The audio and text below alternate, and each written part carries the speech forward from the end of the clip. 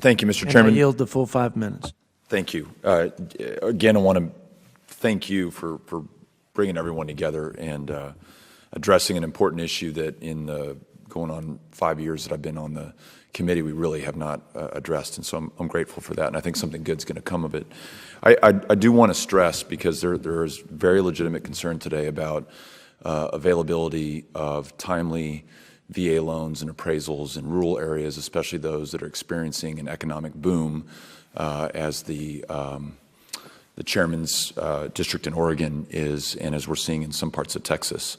And I want to make sure that we meet that need and address that concern in a way that's going to be effective without at all diminishing or undermining the extraordinary success that this VA loan program has had.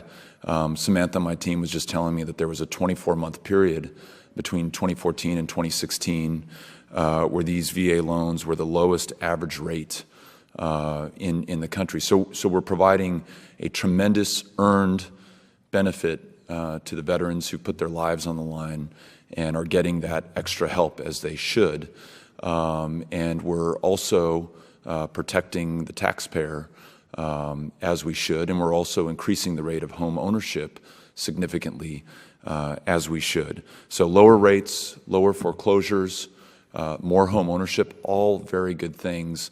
Let's meet the demand in some of these extraordinary, unique cases, as the chairman brought up, and as we're seeing, we were talking about Odessa, Texas earlier today, and I know there are other parts of the country that face this. And I wonder, and I'm of course speaking on just on my behalf, but whether or not this panel could come back to us with a unified approach to addressing this that may or may not require more legislation. How do we, if only 42% of appraisers in this country choose to work for the VA, how do we increase the rate of participation? If we're having these unique challenges in rural and underserved districts, how do we meet them? Do we need to change statute and law? Is it an act of Congress, literally? And again, from the benefit of 4+ years in this place, very hard to get something through this committee, the House, the Senate, and onto the President's desk and signed into law. So if this is urgent, if this is a crisis, let's not wait for statute. If the 5 of you could agree on something and come back to us within a month and say, here are 3, and you offered a number of ideas, but they were each offered individually and separately. If these are consensus opinions, or you could arrive at them and come back to us, and perhaps the VA voluntarily says, you know what, here's some stuff that doesn't require statute. We're going to do it because it's going to ensure more veterans get into more homes more quickly. Done. Or you may need to make some tweaks to law. That's on us. Or here's a way to reach out to appraisers, in some of these markets.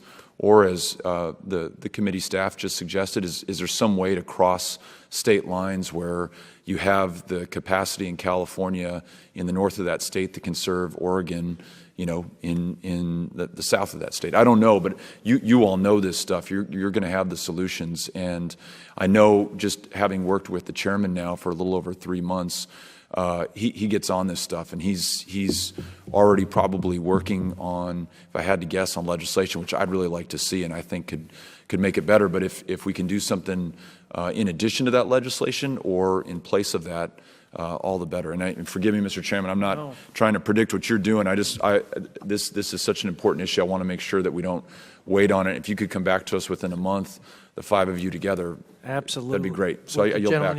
Yeah. You took the words out of my mouth, and you've been here a few more years, and so look how you just beat me to the punch and shame me in front of my colleagues like that. I couldn't agree more. You guys are closest to the problem. I've heard good responses, but I think if we could frame them in maybe the ranking member and I can work on framing this with more than just one central question, maybe 3 to 5 questions. You guys work on it and come back and submit those for further discussion. But this ought to be something we can solve. This ought to be the most easy to get to bipartisan solution with stakeholder input of anything I have encountered yet. And so I know there's no problem that's easy, but relatively speaking, we ought to be able to tackle this. So I appreciate your suggestion. Right on, I second that. And may I just ask one more question of Mr. Johnson? Just would y'all indulge me for just a minute? Your product, how would your product apply to this problem-solving exercise? And is it mature enough and nuanced to meet this particular problem? I'd like to hear more from you about how we can bring technology to bear to provide greater access, especially in the rural areas. Absolutely. Thank you for the question and the opportunity. I see this as primarily an efficiency utilization. How do we best utilize the resources that we have available to us?